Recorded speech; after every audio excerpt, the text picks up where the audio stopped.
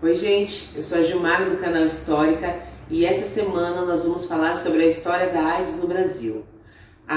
O HIV, que é a sigla em inglês para Síndrome da Imunodeficiência Adquirida ou Imunodeficiência Humana, é uma doença, um vírus que ataca o nosso organismo, acabando com a defesa que nosso organismo produz.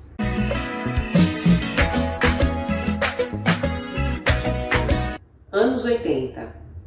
O Brasil estava num período que as pessoas queriam ser felizes. Estava havendo uma abertura por conta do fim da ditadura militar, com a volta dos exilados. A novela Dancing Days estava passando na televisão, fazendo um grande sucesso. Era o boom das discotecas e as pessoas elas só queriam ser felizes. O que a gente vai perceber nesse vídeo é o quanto o HIV fez parte da história da comunidade gay. Eles foram os mais infectados no início, no surgimento da doença, ou aqueles que acabaram tendo mais visibilidade naquele momento como os mais infectados com o vírus.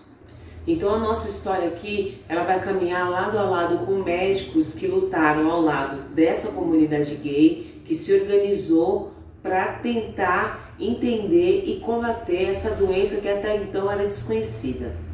O surgimento do HIV, ele acontece por volta de 1980 a 1983. São vários os relatos que falam do surgimento dessa doença no mundo. No Brasil, foi verificado num artigo que ela começou aqui em 1980, que foi um homem que foi infectado por via sexual e que veio a falecer. Essa é uma informação que a gente tem que ter muito cuidado, porque até então a doença, o vírus, ele era muito desconhecido, não se sabia como era transmitido nem como ele era tratado. Nos Estados Unidos, a doença ela ficou mais conhecida e teve muito mais visibilidade a partir de 1983. Mas lá os primeiros casos eles aconteceram em 1978, com 4 casos. Depois, em 1979, eles já tinham 9 casos. E aí, a partir de 1983, já eram 700 casos de infectados. Desses 700, a cada 10 infectados, 9 eram homens da comunidade gay. Por isso, no início do surgimento dessa doença, ela foi considerada como uma praga homossexual. E no mesmo ano, em março de 1983, a AIDS ela foi considerada como a epidemia mais violenta do século. Os médicos e sanitaristas da época eles estavam muito preocupados com esse vírus que matava rapidamente, de grande letalidade, e eles não sabiam como acontecer a infecção, como que era transmitido e o que eles poderiam fazer para tratar esse vírus. E aí, a partir disso, por conta até do maior número de infectados vir da comunidade gay, os homossexuais eram os mais infectados naquele período, a doença acabou caindo no imaginário das pessoas e a história era de que ela era uma doença ligada à promiscuidade, que era uma doença dos invertidos, das pessoas que não viviam de maneira plena, moral e correta dentro da sociedade. Segundo os médicos brasileiros, a AIDS ela surgiu como doença em 1981, mas foi somente em 1983 que ela foi fundamentada como um vírus. Portanto, nesses 2 anos, entre 1981 e 1983, eram 2 anos em que os médicos estavam lidando com uma doença muito desconhecida, que eles não sabiam o que fazer, eles não sabiam como tratar. Então foi estabelecido, mesmo com poucas informações, 4 grupos de risco. Esses 4 grupos de risco eram conhecidos como 4Hs. Eram os homossexuais, os heroinômanos, que eram pessoas que faziam uso da droga injetável heroína, os hemofílicos e os haitianos. Isso mesmo, os haitianos. Você imagina por que os haitianos estavam nesse grupo de risco. Então, nesse imaginário da população, onde existiam esses 4 grupos de risco, quem não fazia parte desse grupo de risco já estava automaticamente livre de ser infectado com o vírus do HIV. Então, naquele momento, o vírus da AIDS ele passou a ser a doença do outro, da outra pessoa. daquele grupo, do homossexual, do heroinômano, do hemofílico, nunca era a minha doença, era sempre a doença do outro. Nos jornais, ela era noticiada como a peste gay, como a doença cor-de-rosa. Ela era uma doença que afetava diretamente os gays, no momento em que havia uma organização por parte da comunidade gay em realmente sair do armário. A gente tem relatos de ativistas da época falando exatamente sobre isso. Em um momento que eles estavam se organizando em comunidade para sair do armário, no momento de liberdade, que era os anos 80, essa doença veio para segregar cada vez mais esse grupo, porque as pessoas achavam que só os gays que tinham essa doença. Então, ele, além de carregar o preconceito pelo fato de ser gay, ele também era um gay que era transmissor de uma doença. Mas mesmo nessa situação, segundo os ativistas, e como se diz hoje, a gente pode usar essa expressão, ninguém largou a mão de ninguém. Eles se organizaram para se ajudar, para entender essa doença e para não deixar os colegas sem um apoio. Então, nessa época, surgiram muitas ONGs para organizar e ajudar essas pessoas e também para cobrar dos médicos o que era aquela doença, por que estava acontecendo, como que se infectava, como era o tratamento. Então, a partir daquele momento, houve o surgimento das ONGs em prol dessas pessoas. Então, naquele momento, os médicos falavam que eles recebiam muitas pessoas nos hospitais com uma coisa muito mais mística, falando que se a gente colocasse um arco no hospital, se rezasse, que era um problema de energia. Como os médicos não tinham como tratar, ela tinha essa questão do misticismo, uma doença que era extremamente letal naquele período. E com todo esse tratamento, com todo esse respaldo, com tanta gente morrendo, mesmo assim naquele momento os médicos eles não sabiam o que fazer, como tratar, o que eles poderiam fazer para ajudar as pessoas, né? E aí, a partir daquele momento, o que aconteceu?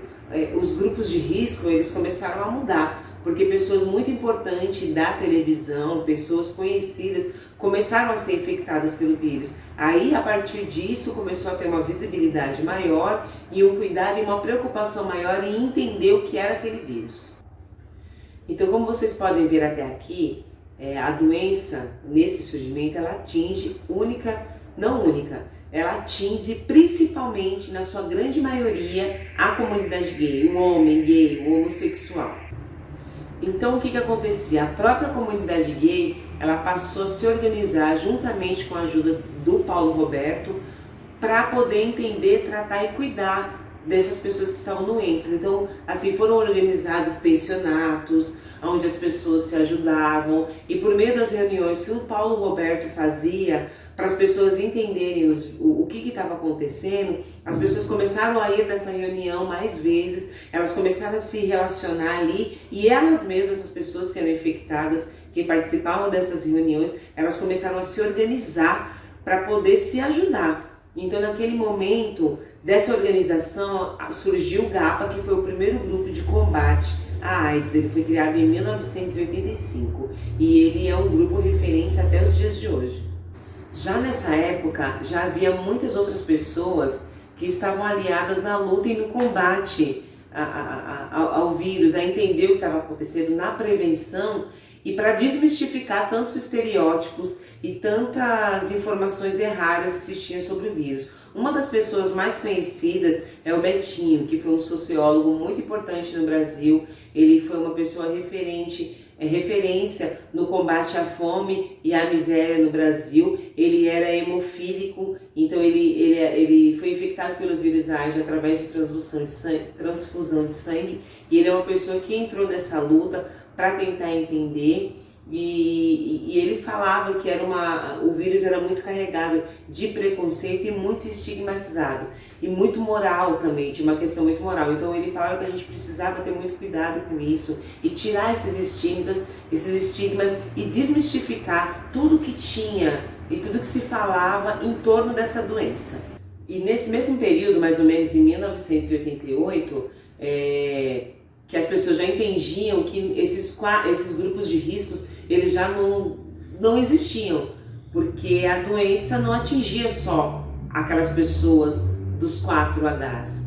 Então, nesse momento já se entendia que a doença ela saía fora desses 4 grupos e podia atingir qualquer um, tanto mulheres quanto crianças. Naquele período, 400 mil pessoas estavam infectadas pela doença.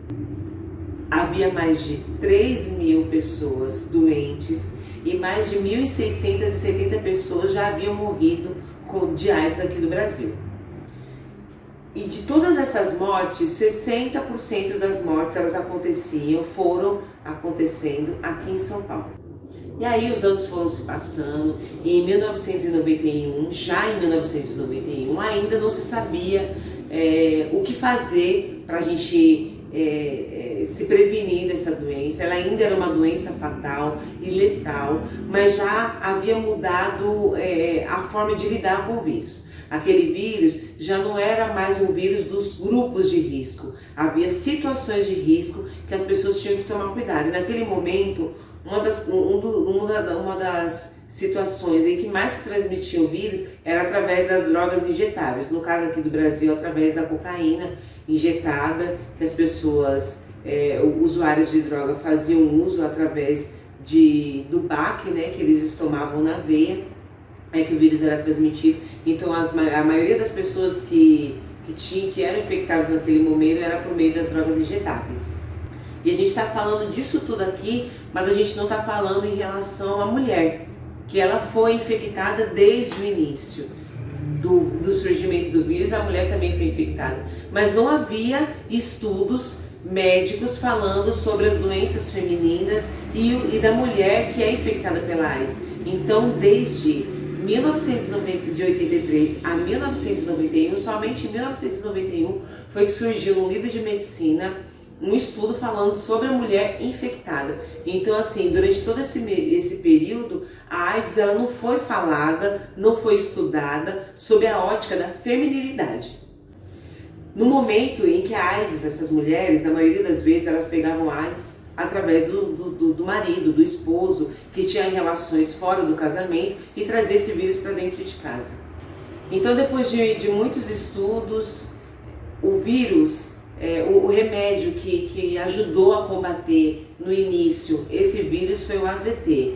E segundo depoimentos de pessoas infectadas naquele período, de médicos, ele era um remédio que ele carregava muitos efeitos colaterais, às vezes matando até mais que a doença, porque o AZT acabava não conseguindo combater as doenças oportunistas que apareciam naquele momento que a pessoa estava com o vírus do HIV, que deixava o sistema imunológico fraco e a pessoa acabava morrendo. Então, muitas vezes eles preferiam tratar das doenças oportunistas a dar o AZT. Mas o Brasil viveu naquele momento um boom atrás dessa medicação, porque era a medicação do momento que ajudava no combate ao vírus. Então, muitas pessoas tentavam trazer essa medicação de fora, através de vaquinha, pedindo para comissários de bordo trazer essa medicação de fora, porque era o único remédio que tinha para poder se tratar o vírus naquele período.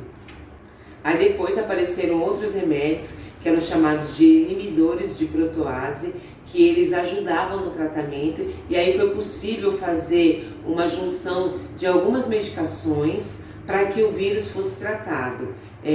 Hoje esses inibidores eles já foram superados, mas naquele momento eles foram muito importantes para estabilizar a doença e as pessoas terem uma vida um pouco melhor, mesmo carregando esse vírus. Até que em 1996 já havia os coquetéis para as pessoas tomarem, que era uma reunião de medicamentos, um conjunto de medicamentos que ajudavam a pessoa a tratar aquele vírus no corpo. Mas os medicamentos eles eram extremamente caros e foi a partir daí que as pessoas começaram a entrar por meio da justiça aqui no Brasil, cobrando do governo, da União, essa medicação por meio de justiça. E muitas pessoas conseguiram. Foi a partir daí que o Brasil começou a nascer como um dos países naquele momento referência no tratamento da AIDS. Então, naquele momento que as pessoas começaram a tratar, que a medicação começou a vir por meio do governo, que as pessoas tinham acesso a essa medicação gratuitamente, que o tratamento começou a fazer efeito e as pessoas pararam de morrer, a epidemia foi se estabilizando, porque havia as campanhas para uso de camisinha, havia campanhas para a gente entender que a AIDS não se pega só através do sexo e do sangue, que ela vem através do sangue, mas também através do esperma, através de fluidos. Então, a partir daquele momento que aconteceu, as pessoas começaram a se tratar e foi ganhando uma estabilidade essa questão da doença. Mas aí aconteceu aquele ato, as pessoas começaram a parar de falar sobre isso. E aí, depois de alguns anos, a AIDS ressurge como sendo uma ameaça, voltando a infectar pessoas, voltando a ser carregada de muito preconceito e fazendo com que o número de infectados subisse novamente. Então, uma professora universitária chamada Ana Kodesha, ela fez um estudo para defender na sua tese de doutorado como que os jornais eles lidavam com essa questão do vírus, da AIDS, e falar do assunto AIDS no Dia Mundial da AIDS, de luta contra a AIDS, que é no dia 1º de dezembro. Então, o que ela fala nesse artigo? Ela fala que houve momentos em que não se falava do vírus, em situações que eram extremamente importantes, porque o vírus, por exemplo, houve um estudo naquele momento, entre 2011 e 2015, onde foi possível fazer um exame que durava 15 minutos e você já verificava se a pessoa ela estava infectada com o vírus ou não. E esses momentos de hiato, não houve visibilidade para se falar do risco da doença, que ainda existe, o vírus existe e ele precisa ser tratado. Então ela fala que entre 2010 e 2015, por exemplo, aqui no Brasil havia 700 mil pessoas infectadas. 15 mil mortes por ano. Então, sozinha, a nação brasileira ela é responsável por 40% das mortes na América Latina. E segundo a Ana Kodesha, nesse período de 2010 a 2015, que aconteceu essa quantidade de mortes, não houve notícias nos principais jornais da época. E para a gente encerrar, a gente vai passar para vocês algumas informações sobre o vírus nos dias de hoje. Viver com AIDS não é a mesma coisa que estar com AIDS. O HIV é transmitido por meio de alguns fluidos corporais, que atacam o sistema imunológico, deixando ele fraco para outras doenças oportunistas. Enquanto a AIDS, ela é a síndrome que, se não for tratada, se transforma no HIV, que é o vírus que causa as doenças. Com o sistema imunológico fraco, o nosso corpo ele fica propenso às doenças oportunistas. Hoje, uma pessoa com AIDS, ela pode passar a vida inteira bem sem desenvolver a doença. E hoje é possível viver com o vírus da AIDS e ter uma ótima qualidade de vida desde que você faça o tratamento correto. O tratamento, através dos remédios, ela passa a tornar o vírus indetectável e depois de 6 meses de tratamento, a pessoa também não passa mais a transmitir o vírus.